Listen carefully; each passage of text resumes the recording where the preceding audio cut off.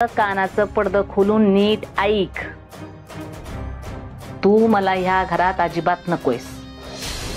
तू आणि सत्या दोघं एकत्र येऊन ना म्हणून समज केलं मी. आमच्यात तसं काय बी नाही. तुम्ही विनाकारण गैरसमज करून घेऊ नका. हे बघा, आम्ही फिरायला गेल्यापासून आमच्यात तसं काय बी झालेलं नाही. आम्ही फक्त एक मित्र म्हणून तिथं वावरत होतो. तुमचा झाला असेल गैरसमज, कारण तो बेड तुटला, पण तो आधीच तकलादू होता. मम्मी साहेब, मी आणि सत्या खरोखर हरवलो होतो. आमच्यात फक्त मैत्रीचं नातं आहे, दुसरं तिसरं काहीच नाही. हे समज तू खरं सांगतेस का? उगं बोलायचं म्हणून बोलतेस? अहो, अगदी खरं सांगते. मी माझ्या आईची शपथ घेऊन सांगते, आमच्यात तसं काहीच घडलेलं नाही.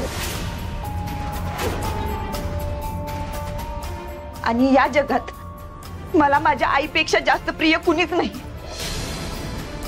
मी आईची शपथ घेऊन सांगते, आमच्यात फक्त मैत्रीचं नातं आहे. अगं बाई, असं होय. सॉरी सॉरी बरं का मंजिरी, पण तुझ्यात सत्याच्यात असंच नातं राहिलं पाहिजे बरं का. म्हणजे आता तू सत्याला जाऊन हे समजा सांगणार ना, तेव्हा माझ्यापासून लांब कसा होईल हेच बघत असशील ना तू. मी आजपर्यंत सत्याला काहीच सांगितलेलं नाही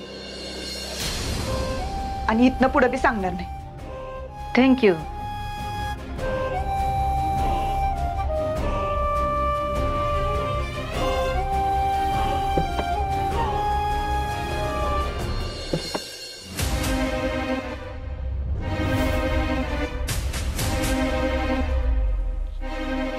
सत्या रागात असल्यावर कुठल्या थराला जाऊ शकतो इथं सगळ्यांना माहितीये. याच्याच सांगण्यावरनं त्या लोकांनी मला किडनॅप केलं. सत्या माफ कर, चुकी झाली माझी.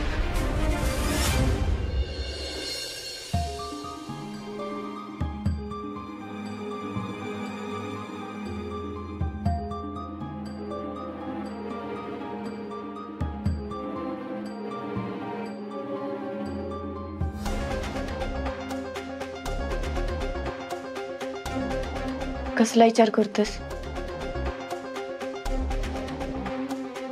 मारे मामा असं वागायला असं वाटलं नव्हतं मला. एकतर ह्यो मामा अचानक आयुष्यात कुठनं तर प्रकट झालाय.